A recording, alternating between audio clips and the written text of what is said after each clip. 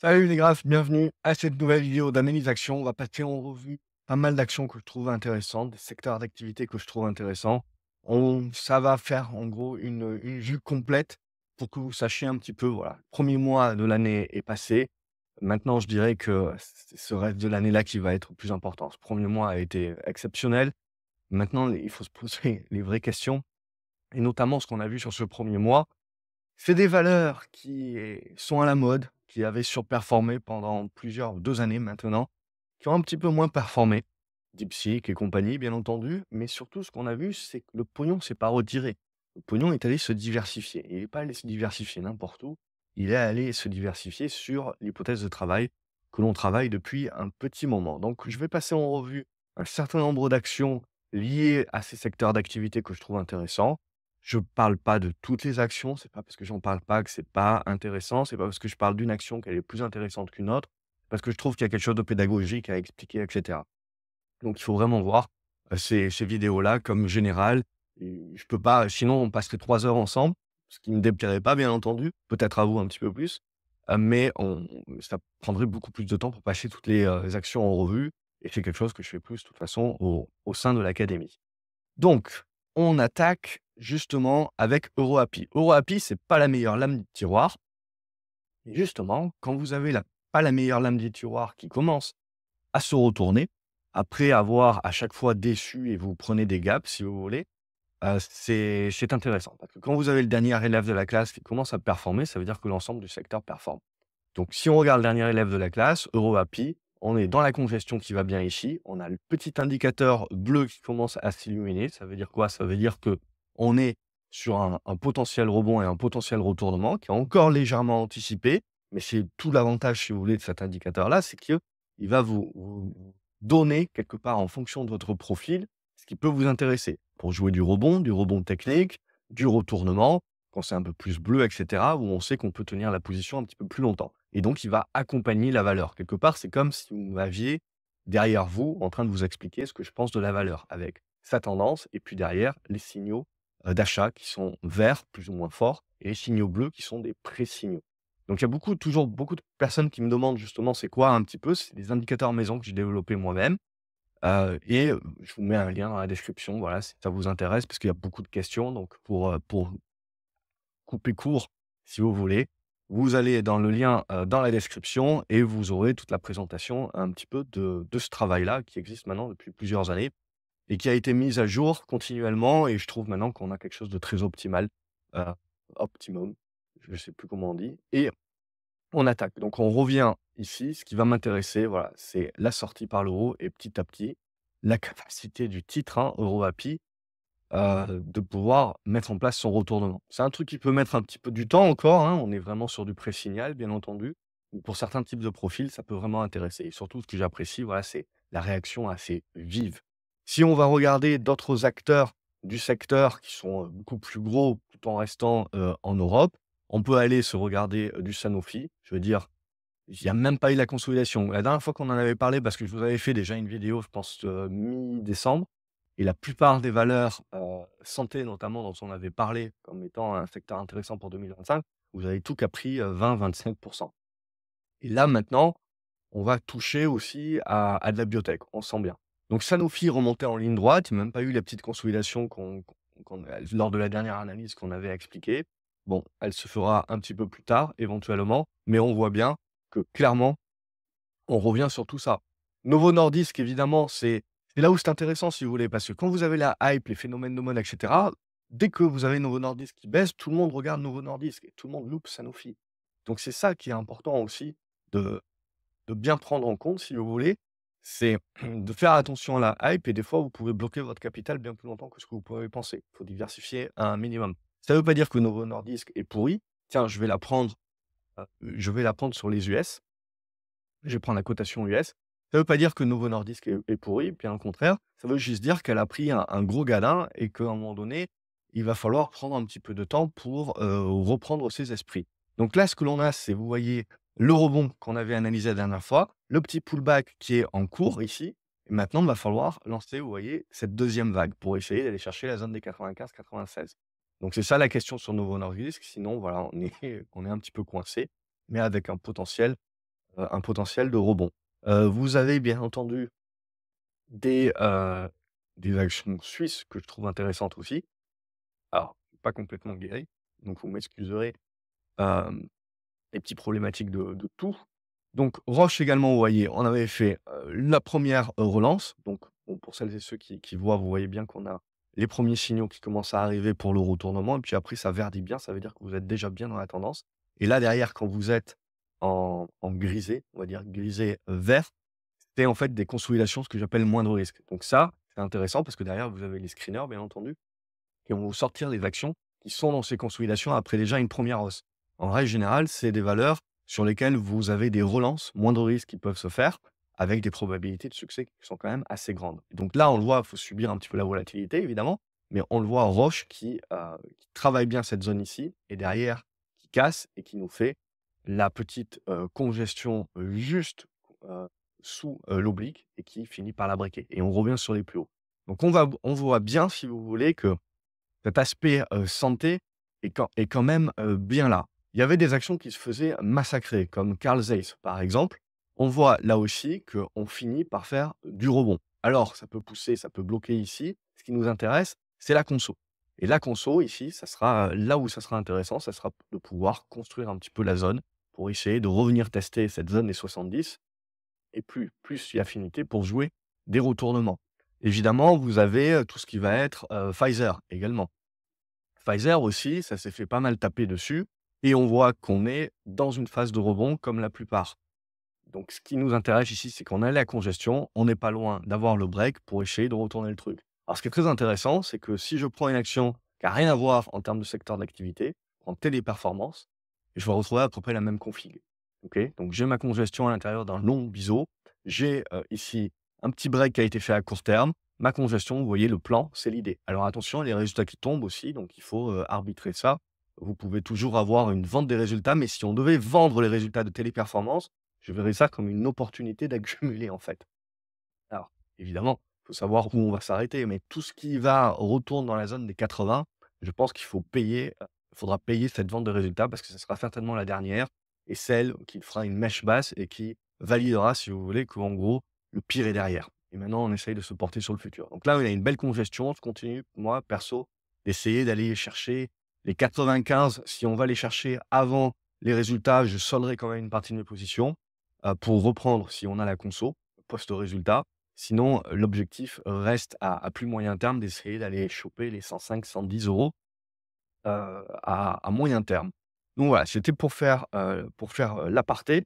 Mais ensuite, voilà, je trouve qu'il y a également de très belles valeurs, on en avait déjà discuté, qui sont déjà dans de belles tendances et la seule question, voilà, c'est de se dire: «Est-ce qu'on va réussir à casser?» Quand je prends du Ipsen, par exemple, vous voyez que ici je suis dans le break, je vais chercher les plus hauts, je suis dans ma conso. Là, pour moi, voilà, on est dans l'idée de ce scénario où on va reconstruire et ce qui nous intéressera, c'est de breaker les 130. Si on fait un lien avec j'y vais arriver, si on fait un lien avec, les biotech, vous avez GenFit. Alors, il faut toujours faire attention aux biotech, bien entendu, puisque vous pouvez avoir des résultats cliniques qui échouent et donc là, évidemment, c'est perdu. Mais bon, je suis toujours vivant, donc on a des volontés de rebond, il y a des bons volumes. Je pense qu'on peut essayer d'aller viser la zone des 4,10 machin et on sait bien que si jamais les résultats sont concluants de GenFit, Ipsen, à mon avis, mettra la main à la poche pour acheter le solde. Vous avez Inat Pharma également.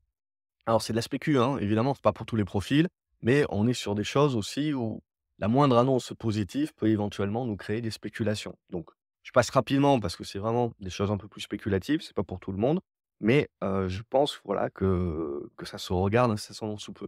Donc bon, vous l'avez compris, le côté santé, c'est plutôt pas mal et on commence à avoir bioMérieux, vous voyez, à briquer, à même pas fait la conso ou quoi, donc ça, on en avait parlé également, mi-décembre. Donc là, on a vraiment de la bonne qualité et on commence à revenir chercher des biotech.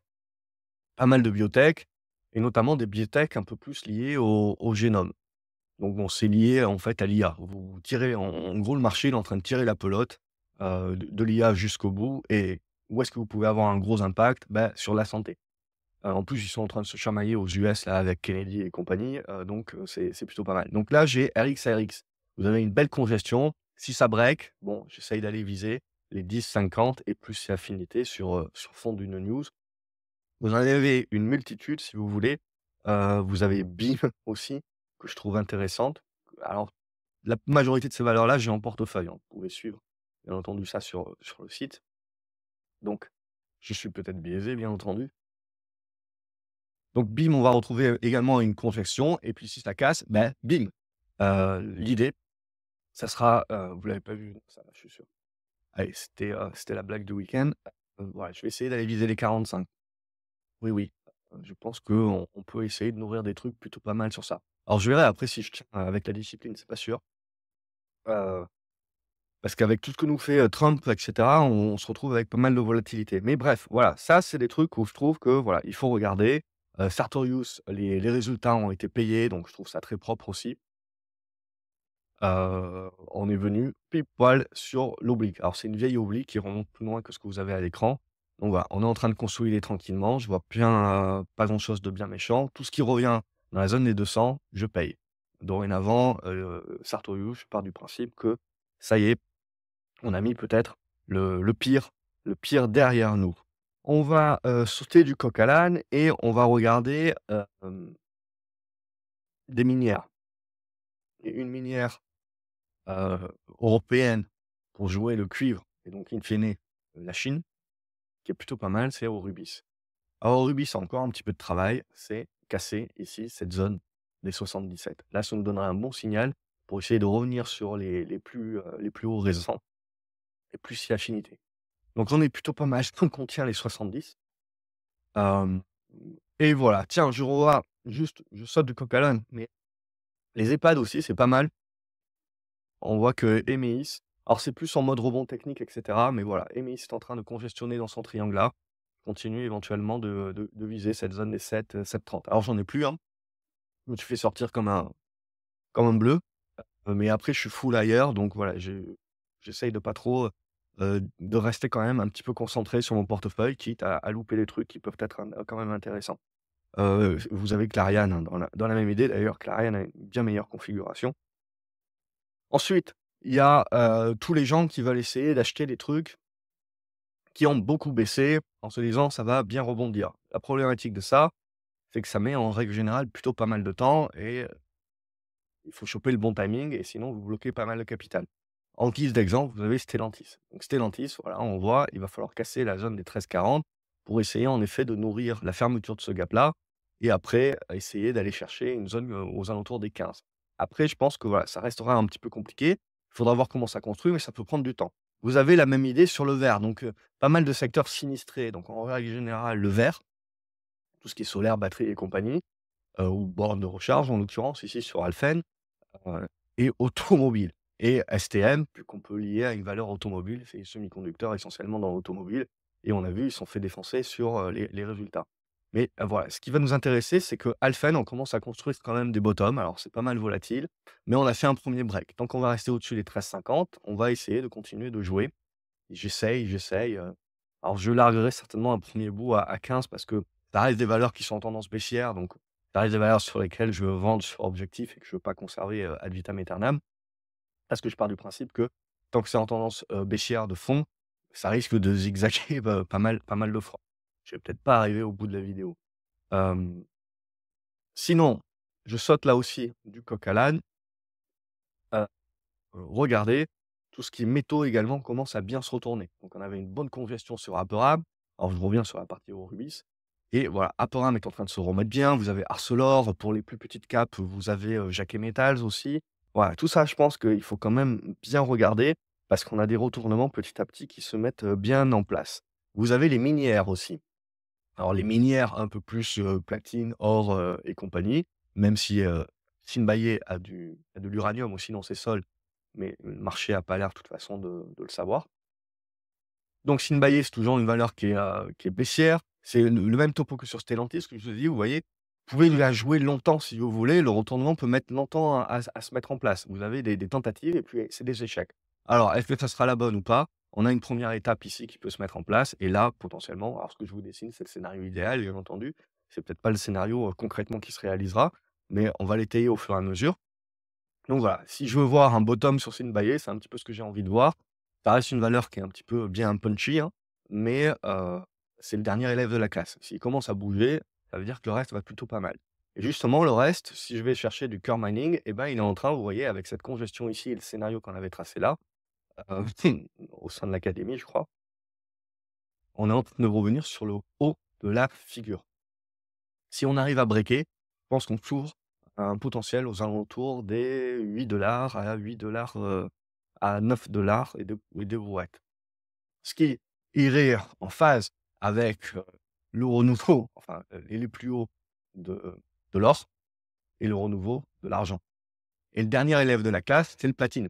Si le platine se met à se réveiller, ça va être bon pour, Simbaye. Mais surtout, ça veut dire quand vous avez le dernier élève qui se réveille, ça veut dire que le reste va y aller aussi. Donc en gros, d'une manière générale, les minières, vous avez Eramé, mais Eramé, elle pêche un petit peu plus parce qu'elle est vraiment en retard, en mode vraiment dernier élève de la classe. Ça ne veut pas dire qu'elle bougera pas, mais éventuellement, voilà, elle est pas dans les configurations type, si vous voulez, pour offrir le meilleur ratio, gain risque temps que, d'autres peut-être qui sont un peu plus péchus. Après, si on n'a pas trop le choix parce qu'on est en France et cetera, hem, bon, je vous en ai montré des sidérurgistes, vous avez pas mal de choses aussi à faire. Mais si on veut partir plus donc sur, nickel, magnésium, nickel va pas terrible et voilà, on a besoin d'avoir un break ici de cette oblique au niveau des 58, aller chercher notre bas du gap, congestionner et là, ça sera plutôt pas mal. Si on fait un truc ici, là, c'est plutôt une zone d'accumulation pour essayer de jouer, voilà, le retournement sur du ramé également. Donc voilà, ça c'était pour ramé. Alors, je suis désolé, je peux pas faire la vidéo exactement comme je veux, c'est compliqué. Donc on va essayer de tourner court, mais vous avez compris l'idée. De toute façon, il y a rien de bien neuf, hein, c'est beaucoup de choses qu'on regarde déjà depuis un petit moment. Worldline, ça se regarde, les résultats sont fin février, merci Fabien et il y a la congestion, donc si ça passe, là voilà, c'est le scénario. Si on arrive à passer ici, j'essaye de viser le gap. Si on l'atteint avant les résultats, je ne me poserai pas 36 000 questions, hein, je solderai la position parce que là aussi, peut-être que le marché décidera, comme pour TEP, de vendre les résultats en mode, le pire est derrière, on essaye de se projeter. Donc ça peut offrir une opportunité. C'est un petit peu ce que l'on a sur des titres comme Umicore et cetera. Alors, c'est un petit peu, bête noire, Umicore, donc prenez tout ce que je vous dis avec une pincée de sel. Par contre, donc on a un nouveau, gap baissier et cetera, mais on a une réaction sur l'oblique. Bon, on est donc toujours dans le biseau, c'est des trucs qui peuvent prendre du temps. Vous voyez, ça c'était le scénario, ça se fait pas, on le remet à plus tard. Donc c'est quand vous jouez des titres, baissiers comme ça, c'est ça qui va vous arriver. Vous allez bloquer le capital, ça va pas fonctionner, ça va être remis à plus tard. Donc voilà, il faut faire attention de ne pas avoir que ça non plus, en portefeuille. C'est exactement la même idée sur ST Microelectronics, voilà, on sait très bien que semi-conducteur auto, ça tire la gueule et là, pareil, vous avez le gap et tout, sauf que là, pas vraiment de réaction sur le rebond. Donc ST Micro, honnêtement, je commence à entrevoir la zone des 19, à la limite comme un intérêt. Après, il y a pas mal de petites moyennes capes, françaises qui sont en train de se réveiller. On sent que voilà, le renouveau du CAC 40, redonne des ailes un petit peu à prendre du risque. Et croissance, vous allez avoir les résultats le 6 février, donc il faut faire attention à ça aussi, à prendre des pincettes. Mais on est typiquement sur un niveau de prix qui intéresse les fondamentalistes, qui intéresse, beaucoup de monde. Faut peut-être laisser passer les résultats ou s'il y a une faiblesse sur les résultats, les payer à ce moment-là. Le graphique, voilà, est pas congestionné, il y a pas encore grand chose si vous voulez, on est juste sur un niveau de prix qui intéresse. Maintenant attention, hein, c'est beaucoup de personnes vous diront que c'était pas cher, mais c'était pas cher à 40 balles, c'était pas cher à 50, c'était pas cher à 60 déjà. Donc vous comprenez bien qu'à un moment donné, l'analyse technique n'est pas là pour avoir une boule de cristal, c'est là pour gérer votre risque. Et c'est ça, je pense que beaucoup de personnes ne comprennent pas. Ils comprennent mal l'analyse technique parce qu'on n'est pas sur un truc, boule de cristal, on est sur un truc pour gérer le risque. Donc il faut l'utiliser comme un outil de gestion du risque et comme très souvent avec les outils, si vous voulez, la problématique, c'est pas l'outil en soi, c'est la manière dont on l'utilise. Ça, je trouve, je me rebelle à chaque fois là-dessus parce que je trouve que voilà, c'est un petit peu trop facile de tirer sur les outils. Non, c'est juste une question de l'utiliser. De la même manière que vous allez avoir des analystes fondamentaux, qui, vont mal utiliser leur outil, en, se convainquant et en ayant, beaucoup de certitudes sur des boîtes et en se faisant complètement défoncer parce qu'ils loupent certaines choses derrière avec des biais cognitifs. Donc c'est exactement la même chose. C'est pas que l'outil est mauvais, ça a été une mauvaise utilisation de l'outil. Construire des certitudes autour de ça. Vous avez Valneva également, je ne vais pas vous la montrer, mais en biotech, mais bon, elle a pas mal monté, donc sur conso, je trouve que ça peut être intéressant.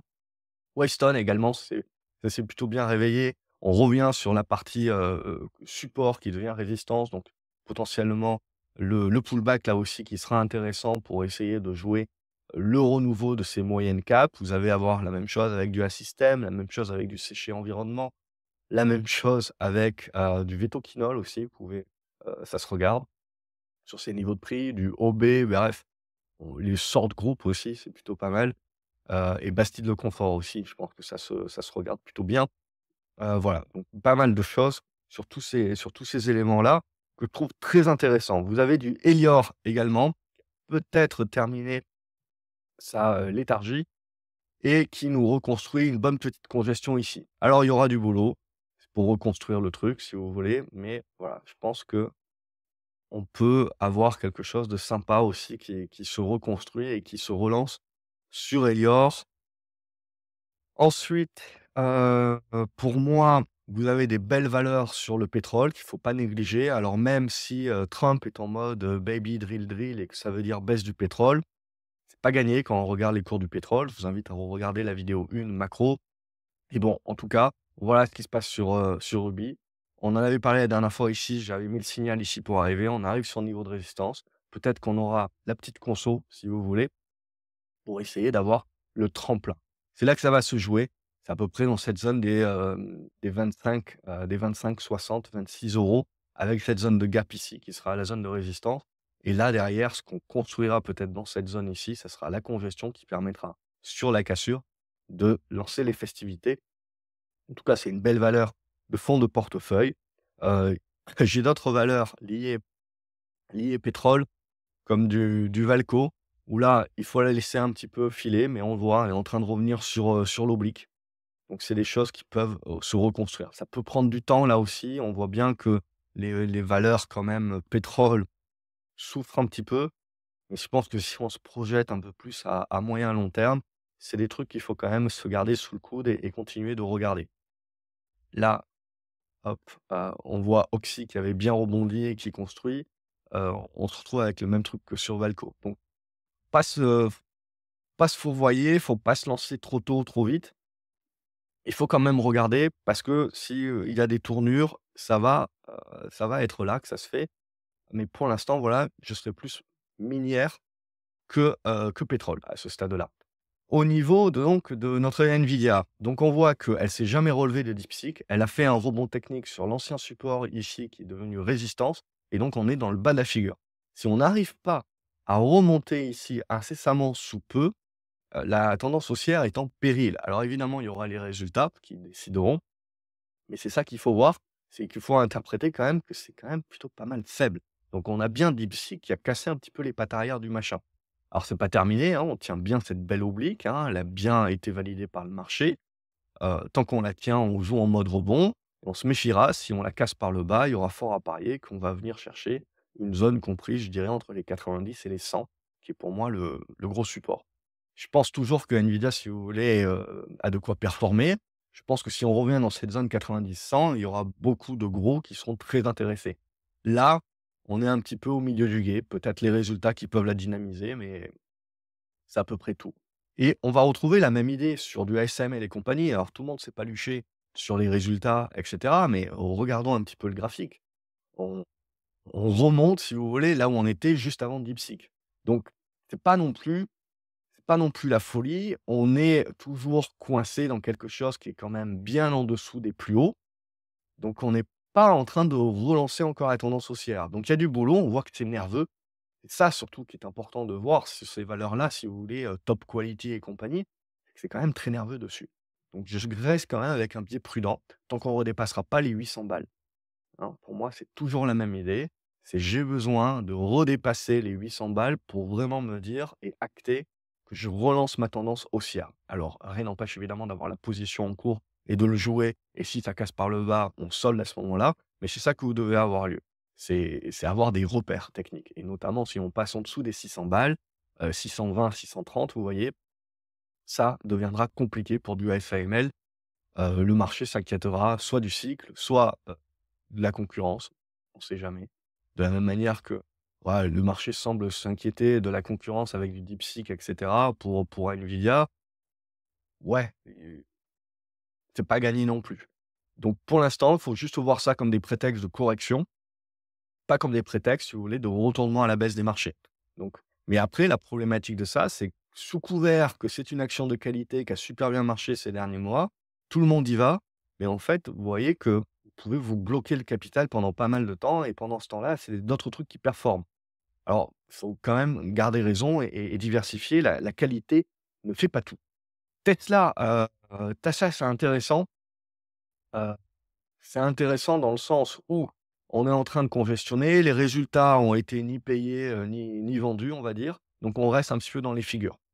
Soit on va descendre d'un étage, je pense, et on construira des figures un petit peu plus larges, voilà, mais pour l'instant, c'est toujours des figures qui restent haussières avec les 500 je dirais, en objectif. Voilà, on est monté tellement haut, tellement vite, si vous voulez, qu'il faut accepter que la consolidation, la construction peut prendre du temps sans pour autant nous donner une indication claire. Ça reste un titre qui va rester, volatile. Les résultats étaient mi-figue, mi-raisin pour moi, mais le marché, même s'il a gagné, il a fait x2, ne ne semble pas, si vous voulez, inquiet. Il y a aussi certainement une grosse part du fait que, Tesla est très lié maintenant à Trump, avec Musk et on pense et on continue de jouer éventuellement que Tesla ne sera pas, tapé par Trump. C'est, heu, c'est quand même pas si sûr que ça, mais toujours est-il que pour moi les résultats me font pas tant rêver que ça. Apple également, les résultats sont exceptionnels, hein, il s'agit pas de ça, quand vous faites 20 milliards sur un trimestre, évidemment, on va pas dire que c'est mauvais. Ce que je trouve toujours le plus intéressant sur Apple, alors je viens un petit peu parce que ça fait un petit moment apparemment que je n'ai pas analysé, donc on vient un petit peu de ça.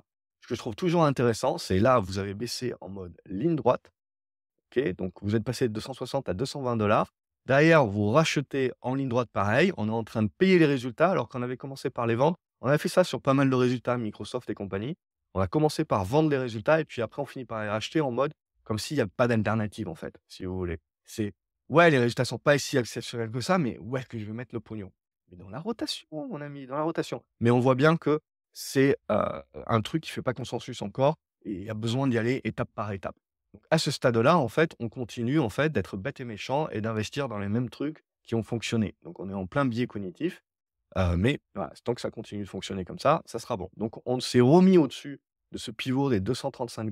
Tant qu'on est au-dessus, il y a rien à signaler, si vous voulez. On a juste fait du prétexte pour de la correction, mais en tant que tel, là, on va certainement, je pense, aller chercher les 250 à nouveau. Puis après, il faudra voir comment on construit là-dessus.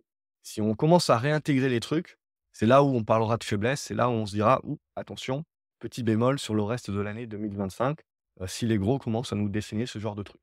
Mais pour l'instant, voilà, on reste dans des tendances qui sont haussières point barre, où tous les prétextes baissiers sont des opportunités d'achat. En tout cas, à ce stade-là, par le marché, c'est toujours le cas. Hem Donc voilà, les résultats sont pas exceptionnels non plus dans le sens où ils ont rien de en bas le marché. On voit bien que le marché se projette bien en train d'accepter que, la croissance va commencer à s'étioler. On va rester sur des profits hors normes si vous voulez. Il y a énormément de capex et donc les résultats nets vont commencer à baisser, mais vont rester encore, très forts. Donc en fait, c'est juste la question de se dire: «OK, ouais, oui, tout ça, ça va baisser et cetera, mais est-ce que j'ai tant d'entreprises que ça qui me délivrent du 20 milliards par trimestre? En fait, j'en ai pas beaucoup. Donc si je veux rester sur des trucs, top qualité qui délivrent des profits, alors certes, de moindre croissance de trimestre en trimestre dorénavant, voilà, je suis obligé de rester sur ces gros poissons-là.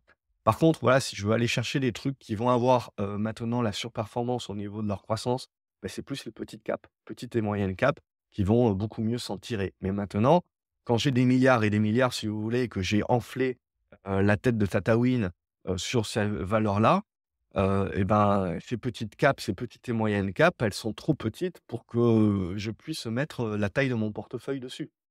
Donc je suis obligé d'y aller par à-coups et par diversification et en fait, je suis obligé de continuer de rester sur les gros poissons parce que c'est eux qui m'offrent quelque part une certaine contrepartie.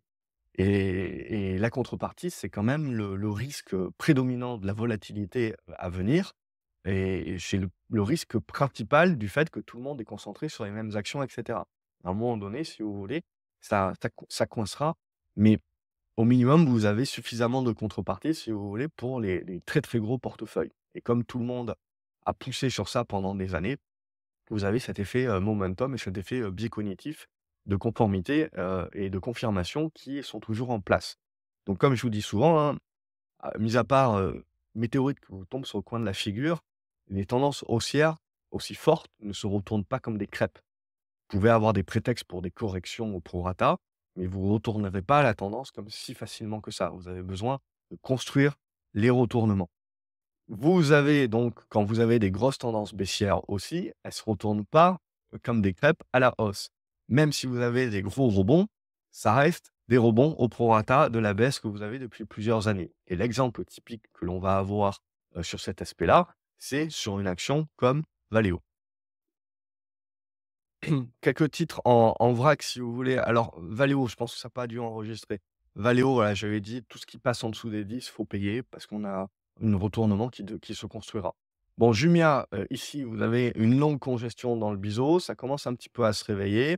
On voit les indicateurs aussi qui commencent à donner un petit peu du blé, donc du bleu. C'est du retournement en construction. Donc après, mon idée, si vous voulez, c'est d'essayer d'aller chercher l'oblique ici, peut-être construire un petit peu plus, mais in fine, c'est d'essayer d'aller chercher la zone de gap.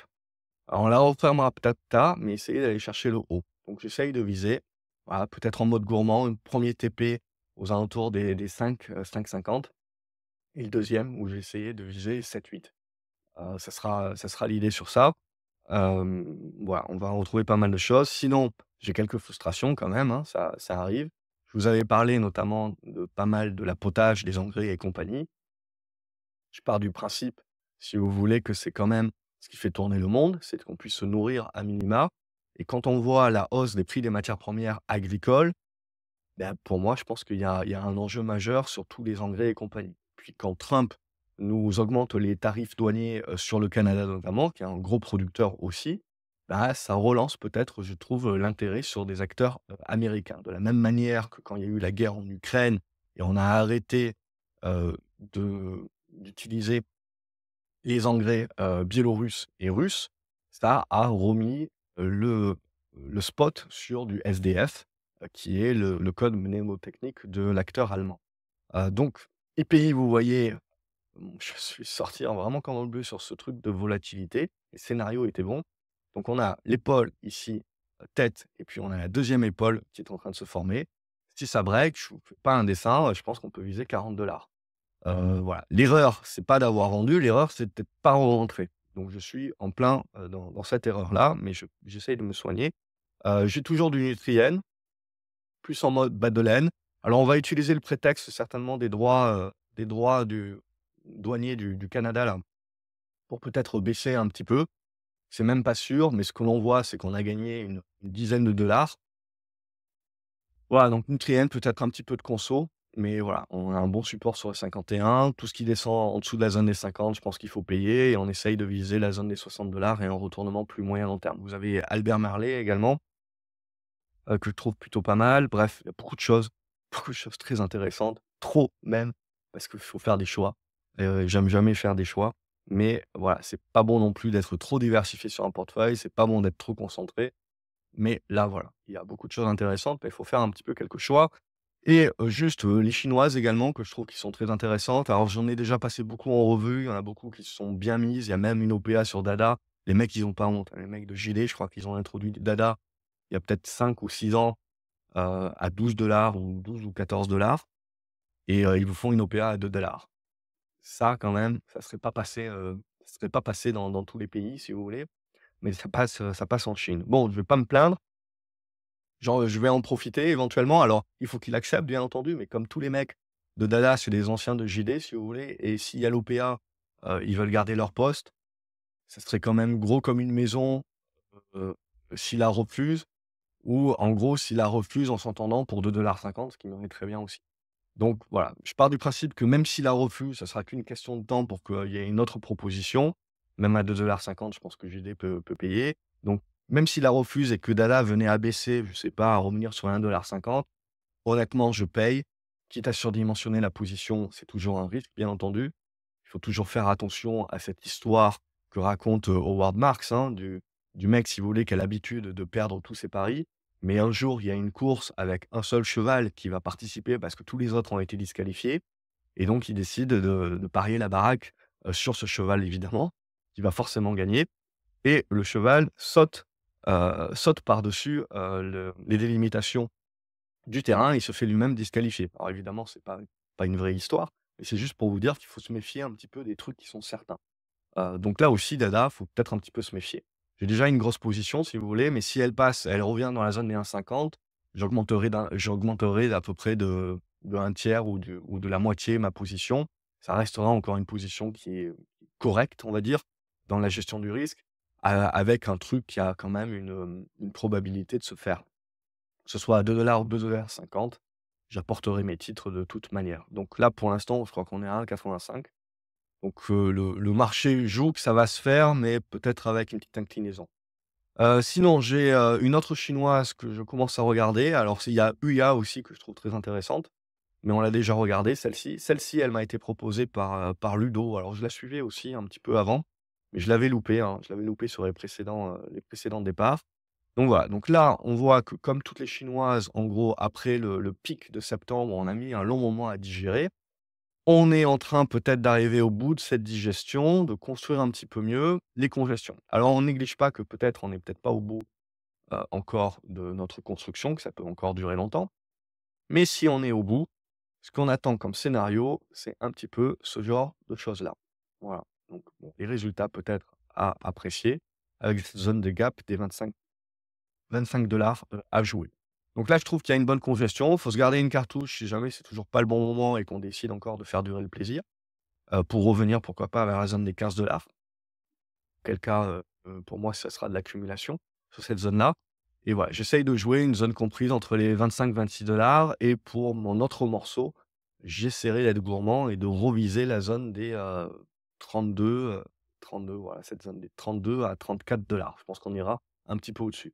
Je suis toujours positif sur JD et cetera, c'est pas parce que j'en reparle pas que c'est pas intéressant, parce que j'ai plus de voix, et que, j'arrête pas de tousser. Donc je vais couper, court là. J'espère que c'était quand même appréciable, audible, que je vous ai pas cassé les oreilles et voilà pour moi un petit peu les gros secteurs que je trouve super intéressants, au-delà des semi-conducteurs si vous voulez et de toutes ces valeurs, qualité. Je trouve que le marché est en train de nous donner quand même, pas mal d'indications sur qu'est-ce qui pourrait être finalement et surperformer, demain. Voilà pour cette vidéo. N'hésitez pas à regarder la vidéo, 1, la vidéo, macro, analyse, globale et j'ai pas mal de charts que je trouve que j'ai passé en revue qui sont intéressants. Je vous mets en lien également dans la description donc, vous pouvez le voir en dessous. Je réponds comme ça à toutes les questions. Je ne pas faire de la pub ou quoi que ce soit, mais, voilà, si ça vous intéresse, vous allez voir un petit peu, vous aurez la description avec la page de présentation sur les indicateurs que vous pouvez vous-même coller sur vos graphiques derrière. Un petit peu, plutôt que de me poser tout le temps les questions: «Qu'est-ce que tu en penses?» Ces indicateurs-là, je les ai codés vraiment de la manière dont je pense. Donc en gros, avec des petites couleurs, je les sors du graphique. Vous allez toujours trouver des indicateurs qui sont sur le graphique. Je les sors du graphique. Comme vous voyez, moi, mon graphique est déjà pas mal «pollué» entre guillemets par pas mal de moyennes mobiles et ce genre de choses-là. C'est comme ça que je travaille. Mais je pars du principe que c'est bien d'éclaircir au maximum le graphique. Donc je me voyais mal rajouter en plus un indicateur maison par-dessus. C'est pour ça qu'ils sont exportés, en bas et je trouve que c'est mieux. Bon, c'est mon avis personnel, bien entendu. Je vous donne également, en lien, vous allez retrouver, des, vidéos qui sont plus, pour votre psycho. Parce que je pars du principe qu'une fois qu'on a bien acquis la technique, c'est la psycho qui fera toute la différence. Donc vous allez retrouver dans la description également pas mal d'autres vidéos que j'avais déjà tournées, qui vous expliquent, justement un petit peu comment améliorer et obtenir votre déclic. Ça aussi, en profitant du week-end, ça peut toujours être bon de se remémorer, certaines choses. Je vous souhaite un excellent week-end. Je vous donne rendez-vous dans les commentaires pour savoir ce que vous en pensez, savoir quelles sont les actions que vous privilégiez vous et éventuellement que je pourrais passer le week-end prochain. Excellent week-end à nouveau les graphes et à la prochaine. Salut.